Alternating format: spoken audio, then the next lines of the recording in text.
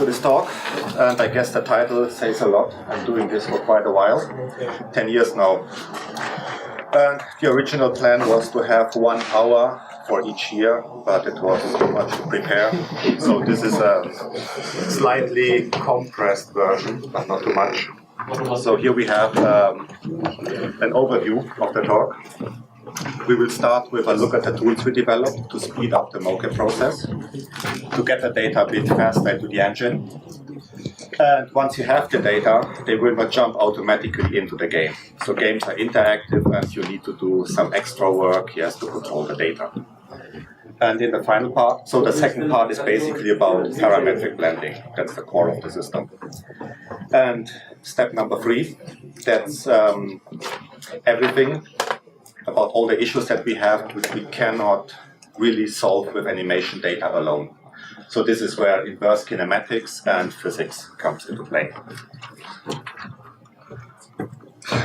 Okay, so when you have an animated character in a game, then this character is almost always controlled by animation data. And the majority of this data is keyframed. So the animator must sit down and create the data manually. Which means all the first-person animations and all the alien creatures and all the stuff we have, it's always keyframed. But for humans, of course, we did a lot with motion capture. And it doesn't matter what kind of system you use, the whole process around motion capture is always complex and really time-consuming. So we try to find something to make it a little bit easier and faster. The usual mocap pipeline looks like this. So the first step is, in a mocap room, we capture an actor. And if we have one of these optical systems from Vicon, what you get is a bunch of markers which are moving around in space. It's this point cloud. And this is pretty much your captured motion. And that's what we save as a C3D file.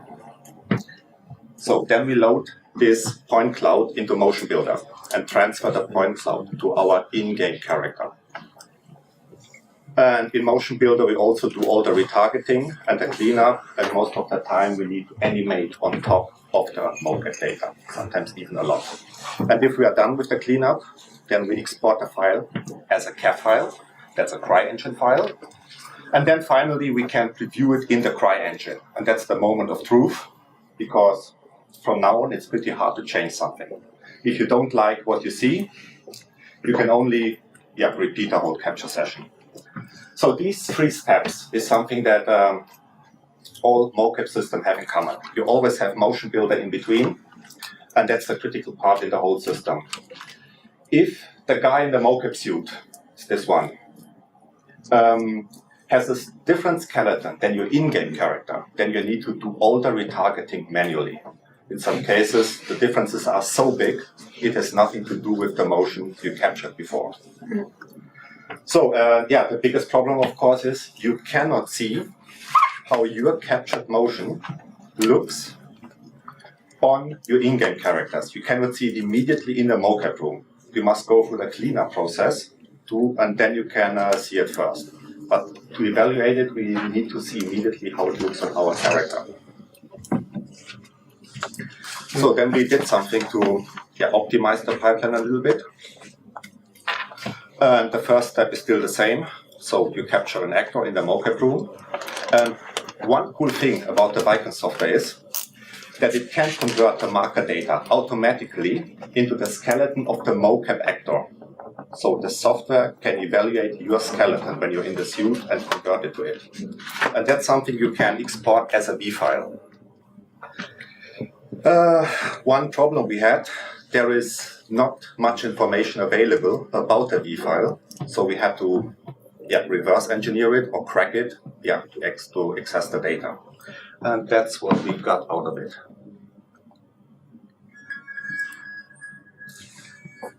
And it starts, so this is me running around in a mocap room. And what you see on these 4 characters is pretty much the pure and unmodified mocap data, what you get from the mocap system. And we loaded the V files and did the retargeting automatically to all these 4 characters. Now, this might look like a super complex system, but actually I was surprised how easy it is to get to this point. The only thing we did was a remapping of the rotation channels. We just copied them over. The only tricky part was actually the root motion. So here we had to compare the length of the legs between the mocap actor and our in-game character, and then scale the trajectory. And that's all you need to do to get clean motion in the engine without too much foot sliding. This is another example. This guy's a professional football player, and you can see he has this O-shaped legs. And as a result, all the girls now run around with the same O-shaped legs. Yeah, but that's what you get when you do a direct remapping of the data from one guy to another. And yeah, then at least we can see this stuff immediately in the mocap room that something is wrong, and then we can make a decision if we want to keep the data or recapture everything.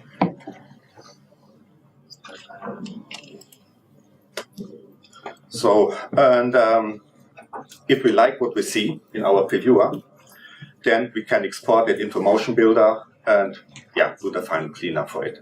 So in this slide, you can see what we actually changed in the whole pipeline. And we just flipped step 2 and 3. So first, we look at the data in our engine.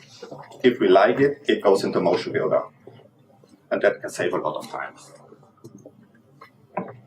Okay, and once that works, you want to do it live. And this video here is, I think, our first live mocap session we ever did at Crytek. I think it was 2009. So the screen, the video screen in the background, that's our CRYENGINE with a very simple level. And the mocap actor, so the guy on the video screen, is doing the same motion like the mocap actor with a delay of only half a second, which is pretty good. So a latency of half a second is actually a pretty good achievement to move so much data around and retarget it. So here's another test, again with one single character, and later we move the B files to the other models. And all the videos I show you here, they are not from a super serious mocap session. We did them more for fun.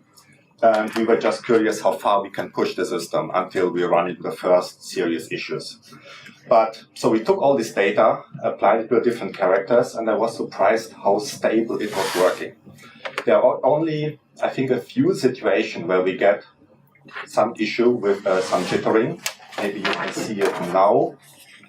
Not yet, not yet. She stops. Yeah, here now in the spine that something is wrong. But that was only because she left the capture volume. This has nothing to do with the targeting. So, there's another good reason to have such a system. It might have that you have one motion which looks really good on one character. You put it on another model and it starts to look completely weird. It might be a skinning issue, or maybe the style of the motion is not compatible with the model, or some subjective thing. But if you have such a live preview system, you see this stuff immediately in the mocap room, and then you can make a decision if you want to keep the motion or recapture it immediately. So I think that's a pretty elegant way to do it if you want to avoid heavy modification later. So once we had that, we did another test. This is with the same system. And just try to imagine you have a CGI scene and you always have these super smooth camera movements because camera moves along splines. And it looks always very smooth. But let's say you want to shoot a movie like Cloverfield, where a guy is running around with a shaky handheld camera. So how do you do that? Carefully. Yeah. You capture the camera as well in the mocap room. So, but first you need to build your virtual camera. And that's what we did. This is an empty paper box with markers on it, with 5 markers. And one of these monitors we have in the office. And you can see the paper box and the screen is connected with duct tape. And that's all you need to build a really high-end virtual camera. And then the mocap actor, that's Hannes, can feel like James Cameron. He can run around in the mocap room and film the actor. And what the camera sees on the screen That's not a guy in a mocap room. It's a soldier in a jungle doing gymnastics, jumping over chairs, playing bongo drum, so all super important stuff. And the mocap actor, he can coordinate all this. So if he doesn't like it, he can change the whole scene immediately in the mocap room and he can see it live. And it also helps the mocap actor a bit because now he can see on the screen what the hell he's actually doing. You don't have to explain it all the time. So this was a pretty fun tool for cutscenes. So here, this was actually the main reason. So Stephen Bender, I don't know if he's here, so he put a lot of pressure that we started to develop this tool. So that's the main purpose. This is a capture scene from Metric Minds, and we captured 5 mocap actors in suits plus the camera at the same time. So all these guys in suits can interact with each other, and they can also interact with the environment. So they can move furniture around, they can sit on chairs, they can do all this stuff. And that's only possible if you rebuild a real set of the virtual version directly in the mocap room. And in the background, you can see an old level from Crysis 2. We had not even textures at the time. And we are shooting here a cutscene. And all the cutscenes are filmed from the viewpoint of the player, so through his eyes. And that's how we did it. So the guy with the gray t-shirts, that's Stephen Bender, he has this headband with 4 markers on it. So he's doing the camera. With these 4 markers, we can determine the orientation of the camera in the room. What he sees through his eyes is on the screen. And when he moves his head, the screen moves as well. So that's how we pretty much directed all the cutscenes. And if you don't have this kind of live preview, then you can get in trouble later when you need to put everything together.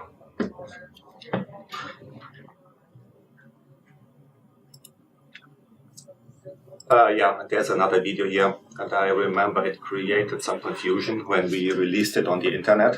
So this guy is Terry Notary. He's a professional stuntman, and I think he did the mocap for the Hulk, and he worked on both Planet of the Apes movies. So he's a mocap actor for apes and strange creatures.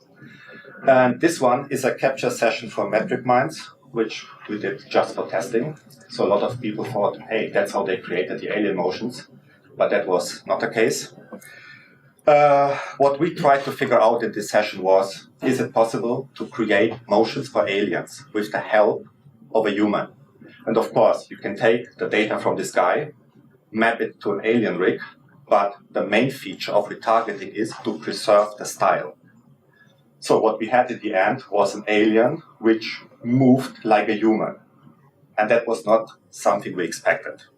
So our animators, I think they looked at all this data, they took a few things for inspiration, but in the end they keyframed everything.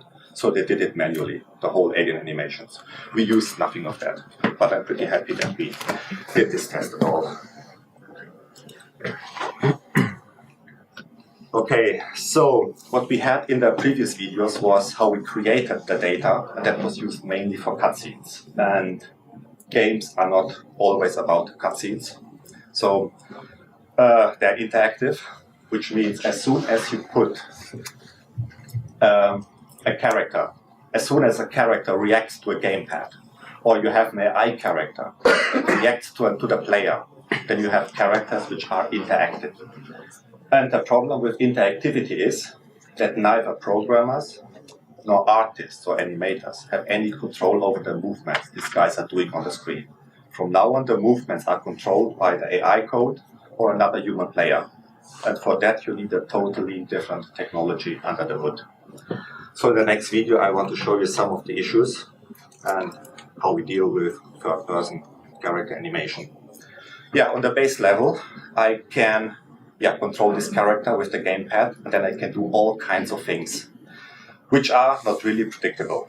So the animation system has no clue what I'm going to do next, but it must deal with it and create all the motion for me.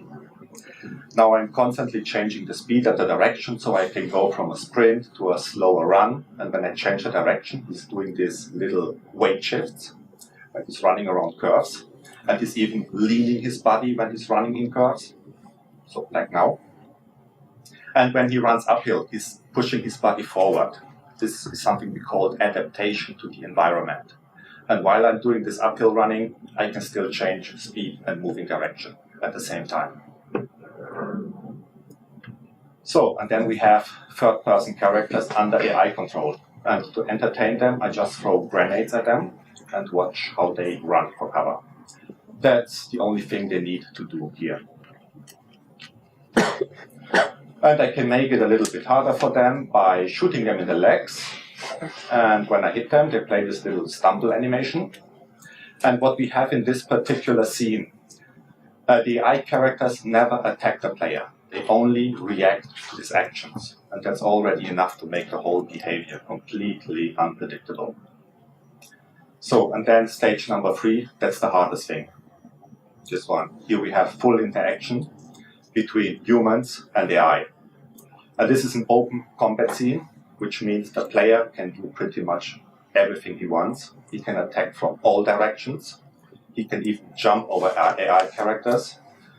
And the AI is constantly making new decisions, whether it's better to hide or run away or attack the player and these kind of things. So this is really complete chaos.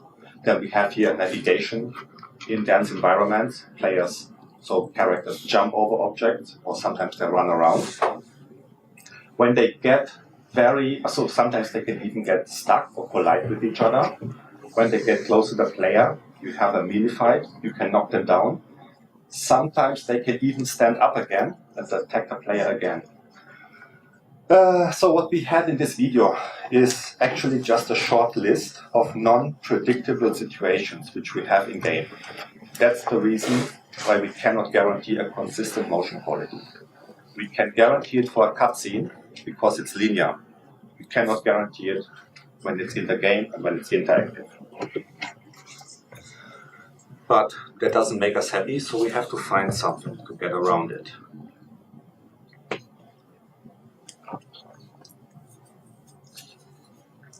So to generate the motion in the previous video, I think we had more than 1,000 assets. And it doesn't matter how much data we produce, it will never be enough. You cannot make a unique asset for every single situation. The data amount would explode. So that's why we use a technique which is called animation blending to create more variations of existing assets. So when I say animation blending, this is a term for these 3 operations: transitions, interpolations, layering. I mean one of these 3 things, and I will explain later what it means. But in the end, all 3 have in common that they are a direct mapping of the blend weights to the motion data. And the blend weights are controlled from game code, usually by a blend tree. That's the easiest way to do it. And if we change these blend weights at runtime, we get interactive control. That's the classical way to do it. Games are doing that for 20 years. So it works, we know it. But there are issues, at least we know all of them. And all issues are related to the blend weights. They can be really complex to calculate. As long as you have only 2 assets, it's not a big deal. If you have 10, 20, 30, then it can get tricky, and sometimes you end up with a lot of hacky-tacky special case coding. Then blend weights are not really intuitive, because they don't tell you anything about the properties of the motion, like the moving speed, turning angle, aim direction. They are just values between 0 and 1, and that's not an intuitive way to control a character. It's really hard. That's why you can do only simple things with this. And they can give a lot of unpredictable results, especially when you blend assets with completely different properties. That's not always such a big problem. I mean, we are making games for 20 years now, and some teams don't even try to solve this issue. But it can be a problem whenever you need precise control. And I will show you examples later where you need a lot of precise control. So, and this brings us to the next topic, parametric blending. Now, what the hell is that? So, it's not something totally new. It just takes the concept of animation blending we had before and moves it to the next level. And our goal is to make the outcome of a transition or an interpolation predictable for an undefined amount of assets. So we would like to know, before we execute a post-blender, what kind of motion we get. And how do we do that? If you have a motion clip, or several motion clips, then these motion clips contain a lot of, how to say, kinematic properties or stylistic properties, like a walking style, the mood of the character. And that's what we call the natural motion properties, because they are really part of the motion. And in a game, we would like to control a character, or we would just like to pass these natural motion parameters to the animation system and tell the system, generate the blend rates for us. I don't want to deal with it. That's at least the dream or the hope. So in the next slide, I just want to give a very clear explanation. What is the difference between animation blending and parametric blending? Because they are not that different. And it's sometimes hard to understand. So if you have animation blending, then your input values are the blend weights. You multiply each motion by its blend weight, sum them up, and then you get a blended motion where the properties are unknown. You get something that is blended. If you have parametric blending, then your input parameters are these natural motion parameters. And then we have this function which we call the parameterizer, and this function converts the natural motion parameters into the blend weights. And the rest of the pipeline is actually the same. We multiply the motions by the blend weights, sum them up, but now we get a blended motion where we know the properties. So pretty much what we get at the end is something we requested at the beginning. That's very important. And then we have this little block here, and that's actually the block that makes the whole difference. So the hard part here is to generate correct blend weights and natural results or natural poses at the same time.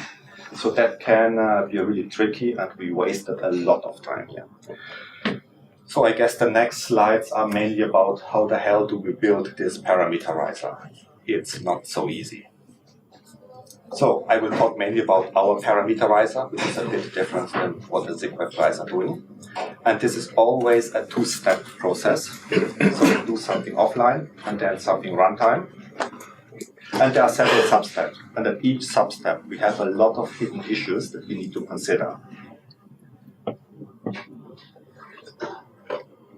Okay, now let's go to the six steps of the offline process.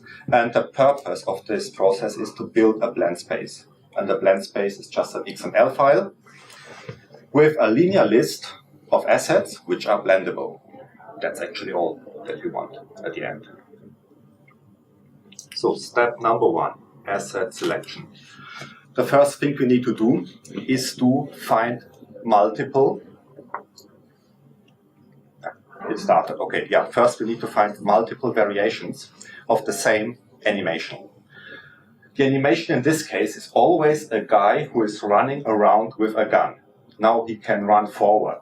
He can run at different speeds. He can run in circles. He can run to the side. He can do it uphill, downhill. So these are the different styles.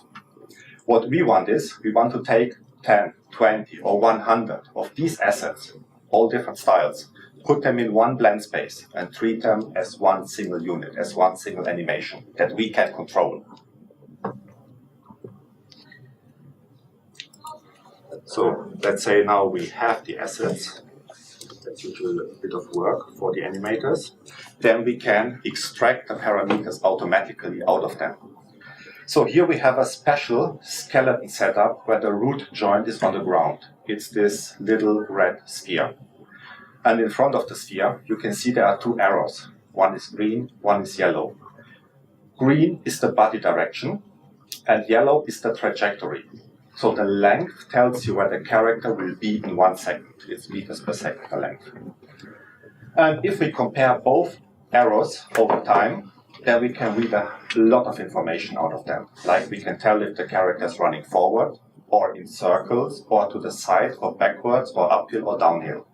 That's all stored in this little joint that we can read out of it. And in the end, we just want to read a value out of it, which we can parameterize as one single float. So now we have the assets, we have the parameters. That means nothing can stop us to build our first blend space. And this is the most easy blend space you can make. You just parameterize the moving speed.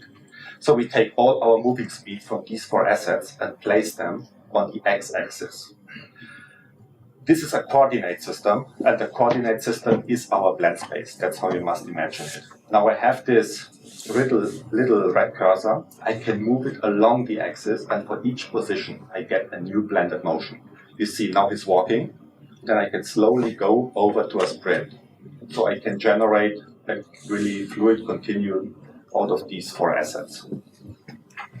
So that was just a one-dimensional blend space. If that works, we can take it to the next level or to the next dimension. So here we have again speed on the x-axis and the turning speed on the y-axis. Then I have this blinking red cursor and I can move it over this plane. And for each position on the plane, it generates me a pose where a character runs or walks forward or in circles. And it always takes the closest examples around him to create this pose. That's actually the whole concept around it. So I can move it between these examples, I can move it around them, and I can even leave the blend space slightly, and I still get a pose which looks pretty natural. So building a blend space always means taking a parameter and giving it a position in this coordinate system. That's all. And then we must find a way to blend between them. That's the tricky part. So this was 2D. We can do more. So 3D. Speed again on X, turning speed on Y, and the slope is on Z. Now I can, you see already in what direction this is going. For each new parameter, I need a new dimension. There is no other way to do it. And there's of course a natural limitation. So now I can blend into uphill animations and downhill animations. And I can also combine it with running in circles and with different speeds. It works all at the same time, just by moving the cursor in the space. It always blends between them.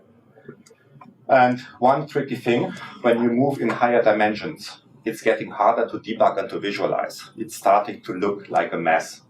Now I could add the double amount of assets to the space, but then it would be impossible to say what the hell is going on. So I think it's always a little challenge to keep the blend space small and clean. That's very important for you. For debugging can be a nightmare.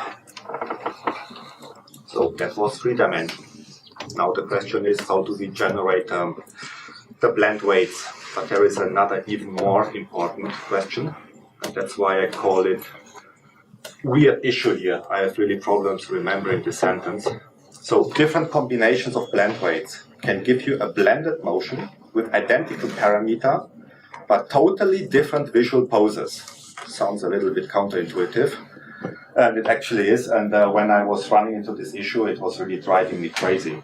But the next example should actually show what that means. So you can have completely different set of blend weights, and they all give you the same parameter.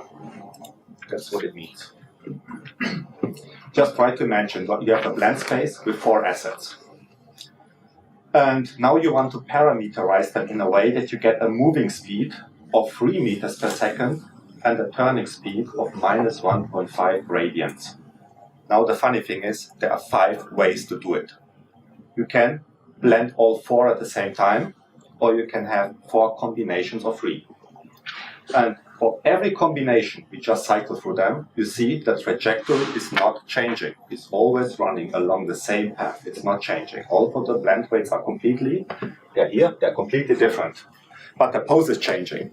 It's popping from one pose to the other. It's completely different. Now the question is, which one is the correct one? Which one should we pick?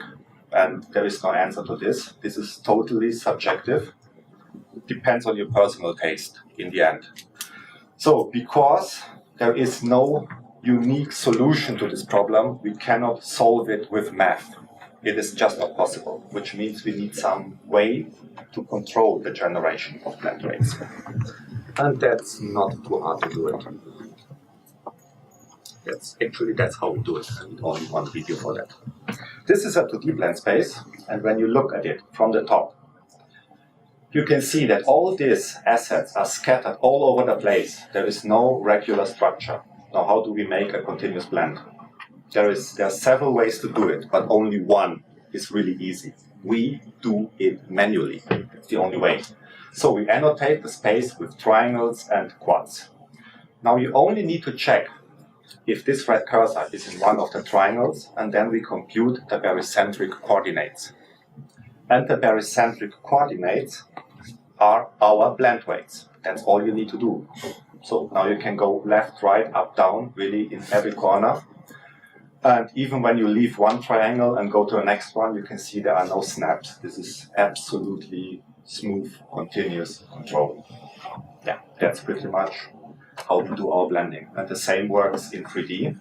Again, 3D is harder to debug, but we have to annotate the space with tetrahedrons, pyramids, and prisms. Yeah, I think that's the four fingers. And then you can move up, down, blend slopes, different speeds, and all that stuff. It's just a bit harder to visualize, so you have to use your imagination, but in the end it's the same system like in 2D. Yeah, and another good reason is if you have good annotations, they help you to increase the motion quality, because you can say what you want to blend, and they also control the performance. In 2D, we never blend more than 4 assets, and in 3D, never more than 6, so you can control that.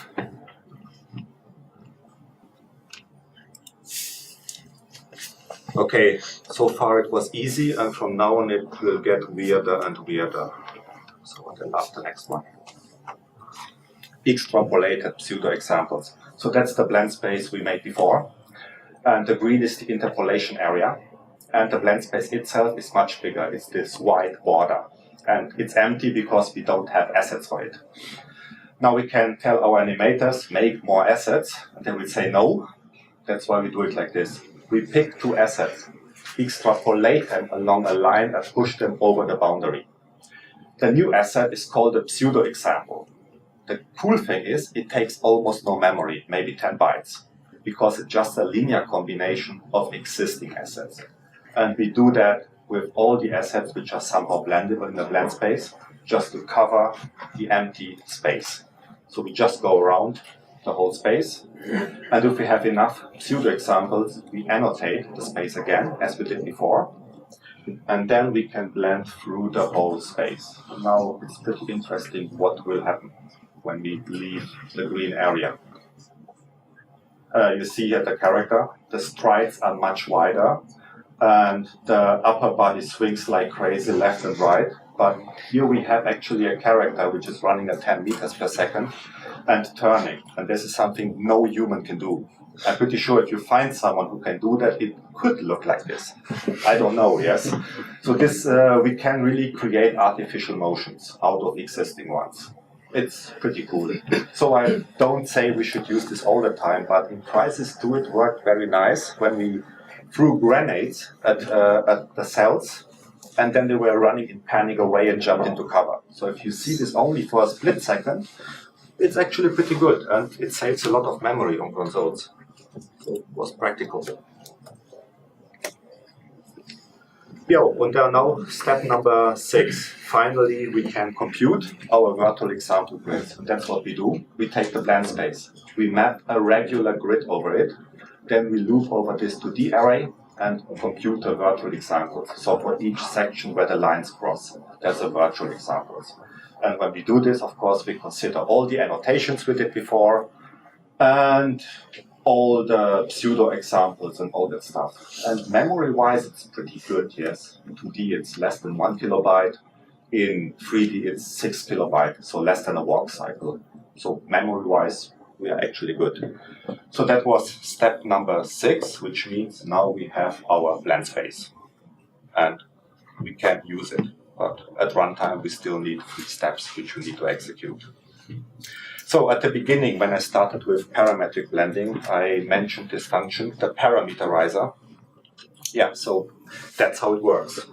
It should just convert the input parameters into blend rates. In this case, look at this red cursor. That are the input parameters. The red cursor. We just check in which cell it is, and then we read the 4 values of this cell, and then we do a bilinear interpolation. And then we have the blend rates. That's pretty much all. Can't be easier than that. Just a bilinear, just one axis, and then we have it. And we can do the same in 3D. Here we just need to check if the cursor is in a cube. Then we read 8 values and do a trilinear interpolation. So that's how it works in 3D. And this is a very simple trick that keeps the CPU time constant. In 2D you have only 4 axes, in 3D you have 8 axes and an interpolation. So the CPU time for this is always constant, and it doesn't matter how complex the blend space is, so how many examples and how many annotations.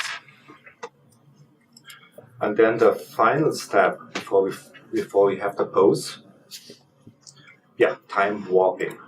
Also love that, sounds a bit like Star Trek. So just try to imagine this is a simple blend space with 2 assets. You have a walk and a sprint. If the sprint has a higher priority, the walk looks like Charlie Chaplin. If the walk has a higher priority, the sprint is in slow motion. And now we can change the blend values and can go up and down between them. And you see how the speed on the final character is changing. So that's what we call time warping. Yeah, we modify the update time to make the blended motion natural. And that's something we did with all the motions before in all these blend spaces. So maybe you noticed it, maybe not. But if you watch this again, then pay attention. So that was all the time on the screen. So then we are done post-blending. In the post-blender, yeah, we sample the poses, multiplied by the blend weights, and then finally we have the blended pose, which is ready for rendering.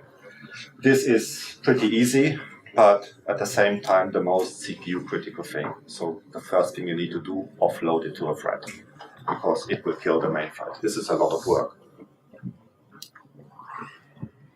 So what we had before, so I showed you just to build a blend space for one application, just locomotion. A guy was running and turning and running uphill, downhill. It didn't do anything special. In a game, we need more, of course. So here are some examples for blend spaces. And the most classical thing is idle to moves. So you need to start an animation and stop. And what we can do here, I know the nanosuit looks like a Christmas tree. That's another reason.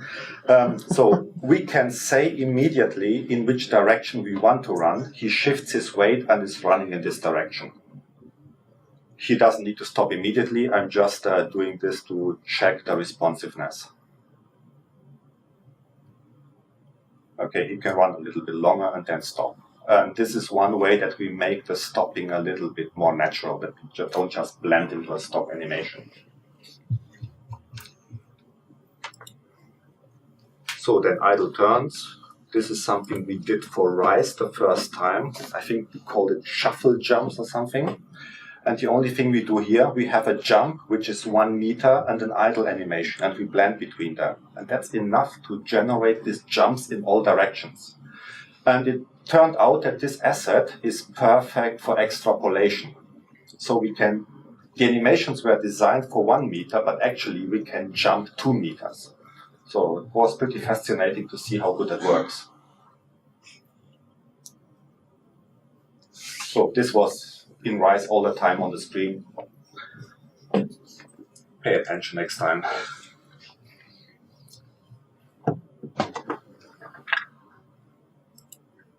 So yeah, aim IK, that sounds a little bit funny, but we can use blending to create inverse kinematic effects. Oh no, this one. So, I mean, this is what characters in a shooter do all the time. They run around with guns and aim at you. And you can see when he starts to aim, the hips are even rotating, so it's a full body effect. And that's something we developed the first time for Crysis 2. For Crysis 1, we used another trick. I will show that later. But this one worked pretty well, and yeah, we use it meanwhile for every game. Yeah, then he can run and run.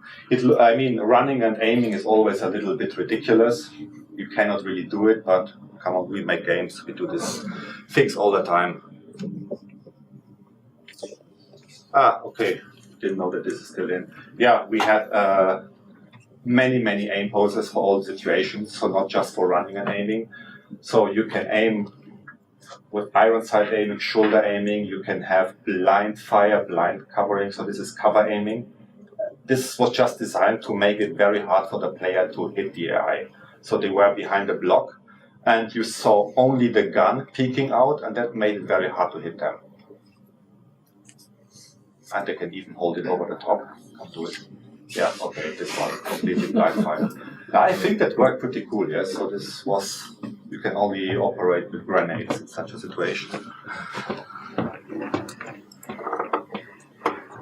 Yeah, okay, so there are, I think, even more blends, more operations for parametric blending. So apparently you can do with that stuff a lot. But there are a few situations in a game where they don't help at all. And then we have to try something else. So that's where this stuff comes into play. And the word procedural means that there is a piece of code, and this code is generating the motion for us. That's all. And there are two methods to do it. You can have kinematic methods, and they just try to reproduce the visual style of a motion, the visual pattern, nothing else. So programmers are looking how things move, or people move, and then they're writing a couple of code lines, and they hope that it works quite well, and that the animators are not pissed when they see it. So that's pretty much how it works. So it's always a little bit artificial. And then we can use physics to generate the motion. And this works pretty well for parts of the body. You can write a simulator for hair movement or a simulator for cloth. You can use it for ragdolls, and it works because the character is dead. So ragdoll is full body simulation. And some methods, these active methods, they use it to simulate walking creatures which are alive. But that's still a bit tricky, and we never did it at Crytek. So all these methods can generate the motion in real time.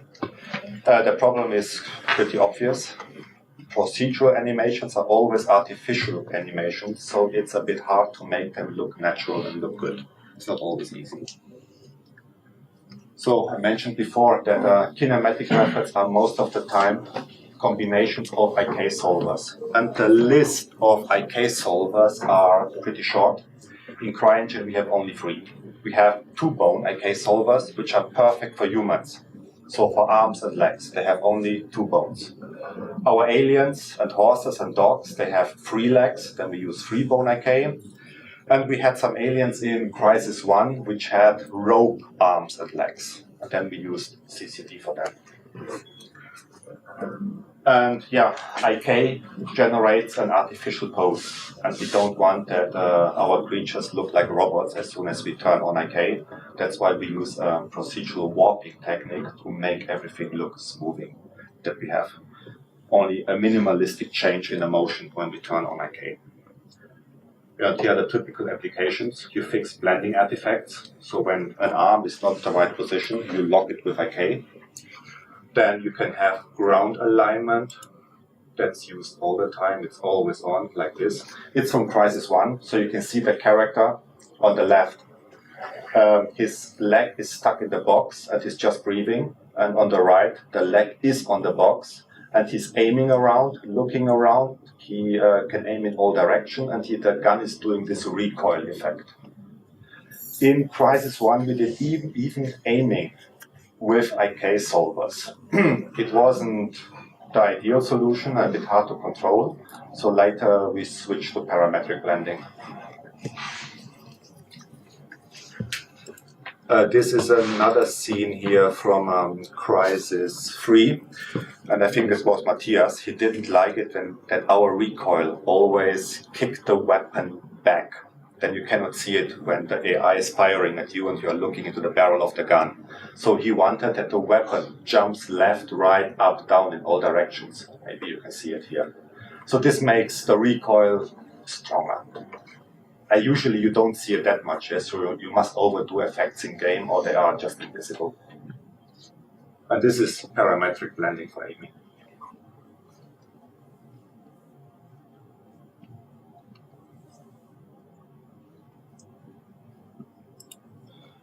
So, and then of course we can use physics to create animations. So sometimes it's called secondary animations.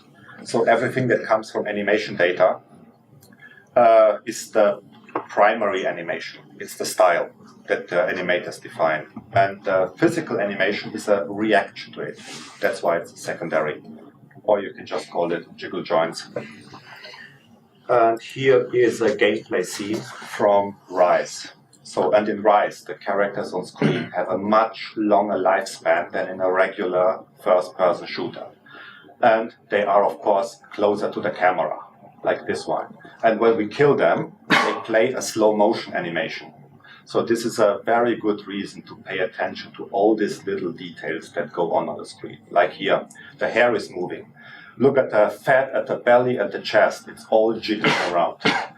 This guy has a simulated skirt and he's full with dangly attachment. And then we have Marius, that's the most complex character. He has 70 animated joints. So the leather straps, the skirt, the sword sheath, the helmet, the leather parts. So 70 joints. It's all simulated. So it was a hell of things. It wasn't planned like this. So I made that system and then some tech artist just went crazy with it. Can happen. Yeah, how did we do that? How did we do that? So first of all, physical simulations in a game are always a very rough approximation of real-world physics. And for Rise, we did a lot of experiments with the properties of springs and pendulum. And I'll show you what a spring is. And the spring is something we used to simulate the man boobs and the fat bellies, really strong bellies like this one. So first I need to move the proxy out because you cannot see anything when it's in the body. So a spring is defined by a sphere which is connected to an elastic rope. Just try to imagine an object hanging on a bungee rope. It's the same concept. So now we can change the elasticity, and when we reduce it, it gravitates towards the origin, like this. Now it goes to 0. You can see when I give it a kick, it never leaves the origin more than a couple of centimeters. Then, of course, I can increase the elasticity, and then gravity will pull it down. So the next thing is I can clamp or constrain the movement of the spring, and for that I'm using a special sphere. And it's a sphere I can stretch in both directions. So if I scale only one side, I have an egg. And you see I simulate some kind of orbit with the spring now. It can never leave this egg. I can make one side perfectly flat, and I can even make both sides flat. Then I have a disc. And then the spring is sliding on the surface of this disc. I think that's really used for the cheeks of Nero. And I can do even more with this. I can put a radius to almost 0, stretch the sides, and I have a line segment. Now it just slides along this line. And for the fat simulation, I think we used only a sphere. So this morphs now back into a sphere. Then we move it into the belly. And when we play an animation, then the belly starts to jiggle around. So we have 3 of this sphere in the body. You can see where it stops. And of course we have to overdo this effect or you cannot see it in a game. But that makes the whole movement a little bit more lifelike. So the character look a little bit, well, natural. how you want to call it. Okay, the next type, pendulum, or plural is pendula. That's even more important, and you will hear that a lot, I promise you, in the future. Okay, a pendula that is defined by a sphere that's connected to a fixed rod, so it cannot stretch. So if I give this a kick, it starts to swing forth and back until air resistance will slow it down. And you can also change the length of the pendulum, and that has a big impact on the swinging. So longer rods, slower swinging, short rods like this, very fast swinging. And then you can constrain the movement. Oh, this is another thing. Yes, I can turn it upside down and create a joint spring. So in this case, I can create an inverted pendulum and let it gravitate in any direction I want. This is a rotational spring. And now I can constrain it to a cone, which means when it swings around, it can never leave the boundaries. And we can also constrain it to a hinge plane, which is very practical if you want to simulate one of these old, clocks. And now the most important proxy, it's this one, a half cone. If you connect an object like this to a character, then you can cheat around collisions. It can never go inside the body because one side of the cone is flat. It cannot go inside. So this was a very elegant way to deal with collisions because we had no solutions for that at that time. I had no clue how to do it, so we did it like this all the time.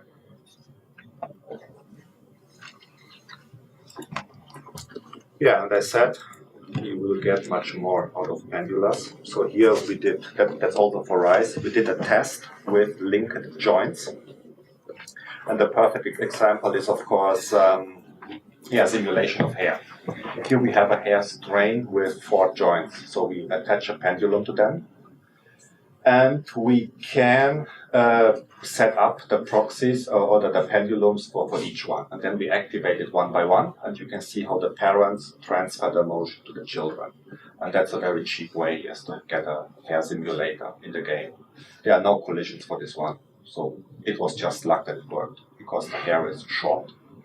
And we use it also for the skull around the neck, and we use the same system for the leather straps of the Romans. So you see this a lot in the game. And this is a perfect example for the big fat belly of chickens.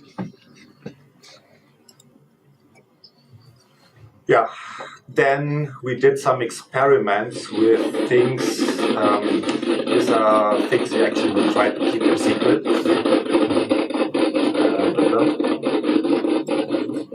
The sound is not so hot, I turn it off. Okay, a while ago we had this idea about physically based blending. I mean, blending is a kinematic method, and sometimes it can be very rough and jerky. So if the transition time is short, you go from one motion very fast and it looks snappy. So we said, why don't we use physics, yes, to tell us how good we can go from one orientation to the other. So that's what we did. We built a special skeleton setup where we had, I think, springs on the pelvis, a lot of springs on the spine, on the head, everything. Yeah, and our goal was, maybe we can make the transitions a bit more natural, a bit more smoother. And in some way, it was okay, it was smoother. But it was still not perfectly right. Suddenly, all characters in the game, they look like drunken monkeys. That was through the whole game like this. There were no exceptions. So that was our experiment with physically based blending. We never made a ZigGraph presentation out of this. You can imagine it, and we never talked again about this technique. So we just forgot about it. And I mentioned before that we can make ropes way more complex, yes, and we can really make them more complex than in our traditional physics system. But I mean, this is just an example how complex they can be. We took this nanosuit, so we took a human skeleton and turned each limb into a rope. So the legs are a rope, the spine is a rope, the arms are a rope. And they can jiggle around like crazy. And the head is a spring, it goes up and down like crazy. This is another example where I have absolutely no clue what we can use it for. But it's there. Maybe one day an artist with fantasy, yeah, has an idea how to use it. I don't know. Just want to mention it. Okay. Yeah, okay, this is a big one because it was a big trouble for RISE with physicalized character customization. I have no better video for this, so I need to find the right place. So, one big issue we had in RISE. Everyone complained at some point that our characters look like clones. Yeah, they were all way too similar. And we realized very late in the project there's nothing we can do about it. Here you can see these two fat guys. They have different attachments on the belt, but that was not enough to make them look different. They look identical. And this goes through the whole game. You see the same guys over and over and over. And we couldn't do much about it. And the funny thing is, this is an issue you almost never get in a military shooter. We did Crisis 1, 2, 3 without ever running into this problem. Because in shooters, you have guys with uniforms. And if you have uniforms, it's perfectly fine if they look like clones. Nobody complains. So in RISE we had barbarians, we couldn't give them uniforms. They have this chaotical outfit and we wanted to make it more chaotical, but it wasn't possible. The reason was every skin is physicalized. So if you attach a skirt or a wig, then the same bones of the skin must be in the base skeleton. And this method doesn't scale at all. It means if you have one guy with hair, then you need 50 joints for the hair. And all barbarians need the same hair joints. They need to carry them around, even if they have no hair, when they are bald, or if they have a helmet like that guy. They all have the same hair joint. So that method didn't scale at all. So we could make one hairstyle and either don't use it or use it. And these kind of problems always bounce back. So it was clear one day we will have it again, so we have to find a solution. Yeah, and then we did something pretty radical. We did a split between animation skeleton and skinning skeleton. So we completely organized the way how we deal with skeletons. We have an animation skeleton with not more than 50 joints, and that's the base for the rig in Maya. And this has no mesh and no helper joints, nothing. It's just for the primary motion. And then the skinning skeleton can have all the details. It can have the geometry, it can have the twist joints, everything. And it can, of course, have 10,000 times more joints than the animation skeleton. And now the challenge is, how the hell do we combine both of them if they are different? And here is what we did. Here we have the nanosuit with the base skin. That's how we solved it in Crisis 2. Now we can give him a helmet. We can give him the shoulder blades. We can give him a cape. We can give him a skirt. We can give him the leather straps. And all these skin attachments need their own skeleton. There's no other way around that. Yeah, so here you can see the debug skeleton. And you can see how the joint count goes up and down. So it really started at 100 and went up to more than 500. So I'm adding and removing joints all the time. So I'm really, usually you do this once at loading time, but here I'm doing it runtime, which means while the animation is playing, I'm extending the skeleton, constantly adding and removing joints out of it. I mean, we are still not done, the cape looks a bit stiff. Stylistic issue, we come to that later. But at least now we can have a character like this and just put cloths on him. And here's another example how extreme this modification can be. Before in RISE, the skins and the base skeleton needed to have the identical skeleton. Now they don't have to have anything in common. You can take completely different skeleton. If one joint is in common, then we use it. If not, it works anyway. Then we can just merge them. So we could merge all skeletons in one. It's very practical. So we skip this one. Okay, now it's the same video again. Just look at the skirt. I mean, and yeah, the skirt is clipping through the legs, and the hair is totally stiff, and it's pretty obvious that we are not done yet. So something is missing. So physics is missing.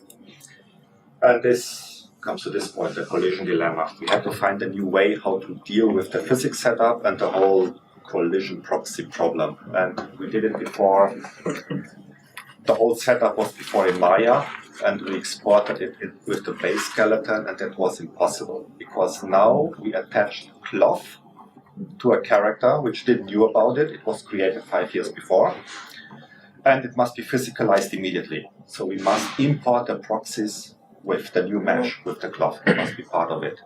So we had to completely reinvent a way how we do the simulation and how we deal with physics. And after thinking for quite a while about this and iterating on the issue, I came with something up that I call lozenges. And I think Americans hate this word. That's why I say it all the time. Yeah.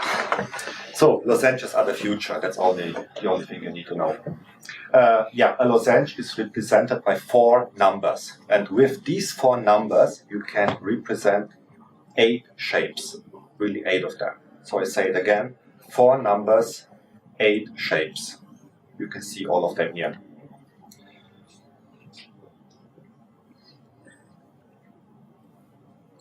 So here it starts with a sphere. It can be a point or a sphere. We extend it along one axis, we get a capsule. We extend it along 2 axes, we get a 2D lozenge. So then we have a rectangle. This can be a line segment if we make it thinner. This is a real 3D lozenge. And then we take away the round edges, we have a box. So 4 numbers, 8 shapes. Lozenges are the future. And yeah, collision detection, and that's actually surprisingly simple. Just hard to explain. In real life, I cannot push the cola into the Sprite. It's not possible, yes, if they are rigid. But in a game, that happens all the time, yeah. And collision detection, there are on the internet pretty practical code examples how to check if both objects overlap or intersect or not. So either they overlap or they don't. There is nothing in between. It's a 0-1 result that you get back. So this is pretty easy, but then we have this collision response, and I can tell you this is a real bitch. Whatever a bitch in a mathematical sense is, it is one. And I don't know, is Mikhail here?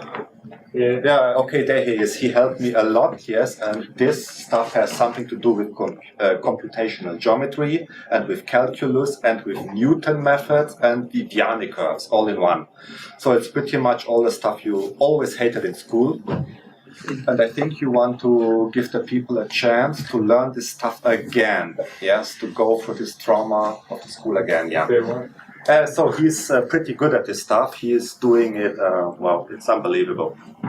So at least it was still a challenge to get this together because you find nothing on the internet about it. You can Google like crazy, it doesn't exist. And apparently people hate this stuff. So then we developed some methods. How do we deal with collision response? So let's say 2 objects collide. What do? One way, you can let them explode. That happens in some games. You cannot do it with characters all the time. So if you have, let's say, we do this always with projections, which means we project one out or we project one away. And we can have directed projections where we can say we rotate them out in a direction we can define, or we just move them out along a vector we can specify.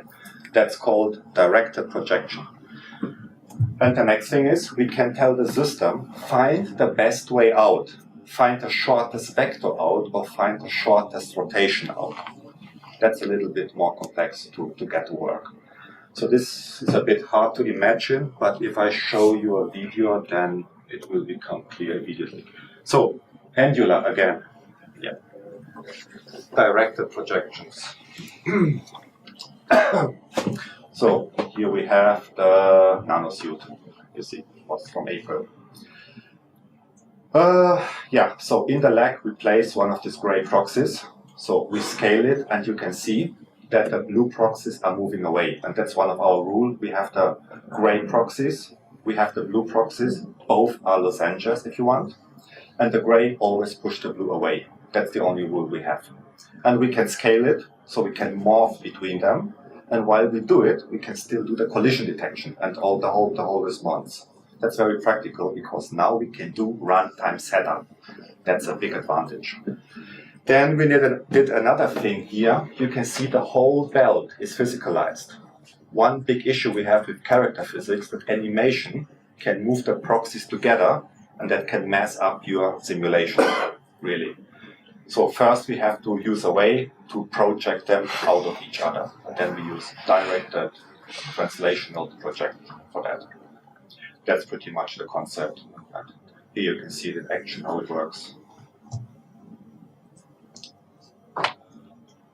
And this even works when we do all this kind of IK acrobatics. You can see the belt, how it always goes up, and you can still run the simulation. Don't try that in the office. It will not look that good. So in that case, the lever straps we have here, they have the hinge rotation. They can rotate only in one direction. That's why I rotate them along the hinge axis, which makes the operation easier. The belt has the translational rotation, so it just pushed out. You can see when he's doing the crouch walk, then the belt is going up because the nanosuit has this big fat Arnold Schwarzenegger legs with this fat proxies, so he is pushing the belt away. So much about directed projections. I think this was a zombie animation for Crysis 2. I'm not quite sure. But it looks good.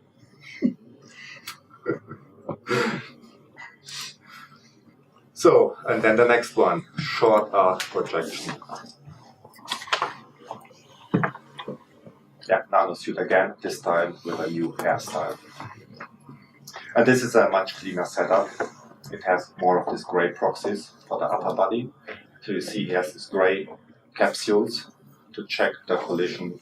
So proxy is just it's just a short form for approximation. So we cannot do the collision with the geometry, so we take spheres and capsules to approximate something that looks like a human. It's just cheaper. So the gray proxies always push the blues away, which means now I can move it left, right, up, down, I can rotate it around. And the hair rotates away, so it's a short arc rotation. That's what we do here. And we can do it around and horizontally and vertically, it always works. I'm mixing some short back projection into this one.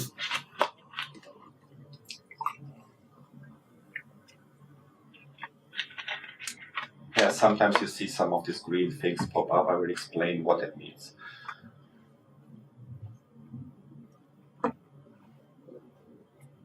So now when we scale the capsule, and it turns out that all these blue are already inside, we have to project them out along the shortest axis to run the simulation. So that's what we call a short back projection. And we can always morph the capsule into a cube, into whatever we want. We can do all these morphings, and it works pretty stable. So that's a practical application for calculus, just in case you're wondering. So that is something. So then we activate all the gray proxies in the body, they morph back, and yeah, when he's doing this snippy snappy movements, you can see how the hair is reacting to it. Hair in general looks pretty boring. It's the most boring thing you can do to simulate on humans. So you have to overdo it a bit and it's jiggling a bit more. But it's always hard to say when does hair look natural because there are so many hair materials.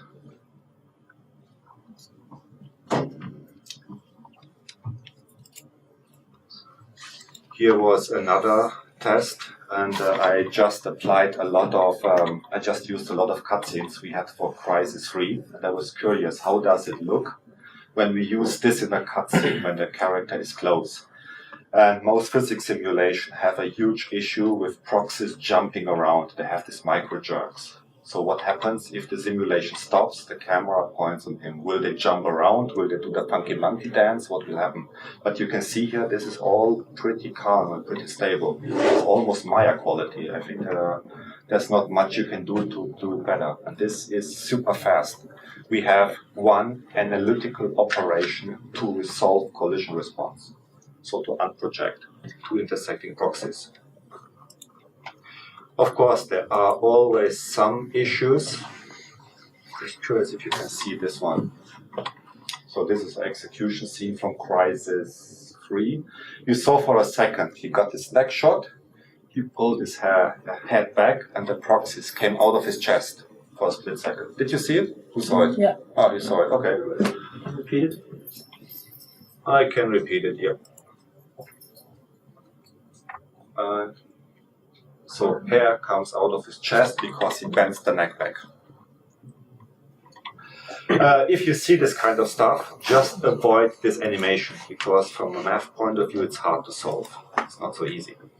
Then the next thing here, this guy is crawling on the ground and the ground has a proxy and of course the whole body has proxies and the proxies for the hair get in between them, so they are squeezed in between them. And when that's happening, they are catapulted out at an insane speed. I'm not quite sure how to solve this. And we don't have friction here. You see it slides around like on ice.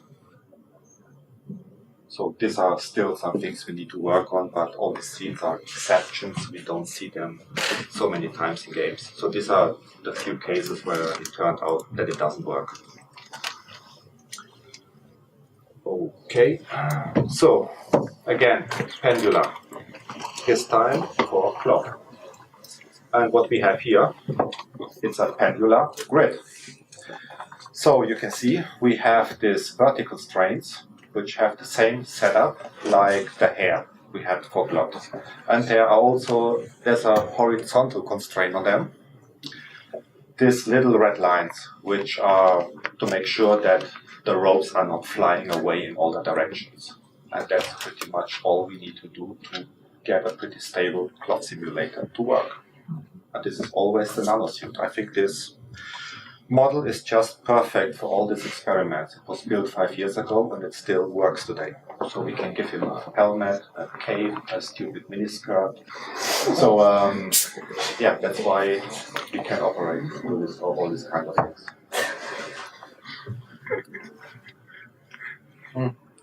In this one, I want you to look at the cape, how it's changing when he goes from a walk to a run and then to a sprint. You see, first it was calm, then it generated more and more motion, and then it was flipping around like crazy. And that's something, it's a turbulence effect. And is Felipe here? Okay, he told me it's a curl effect. There are better simulators for this. So what we do here is some kind of particle wind simulation. And it works because this kind of clock simulation is a real world simulation. The character moves through the world, which makes it possible for us to simulate wind. In Rise, this was not possible. Rise was a local physics simulator. You couldn't do that. Now we can do it. We can do pretty interesting things with wind. We can compute how it moves around the body, see if it creates a vertex or some other kind of noise, and then apply this to the particles or to the objects up on the cloth. And this is again idle to moves, the same we had before. And I think this looks way smoother than before. It's way more natural.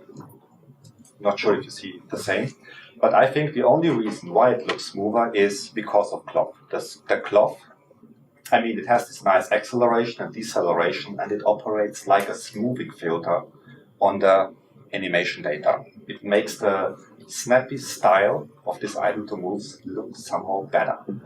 So that's my advice for Hunt.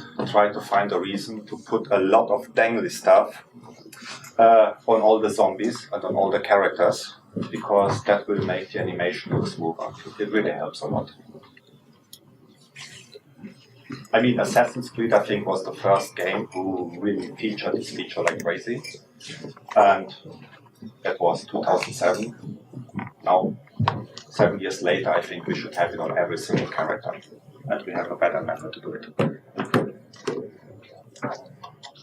So, takeaway from the talk, lozenges are the future. So, and you. Wait, there was another one. Stop this here. Super important. So what I'm doing here, and this was the killer in Rise.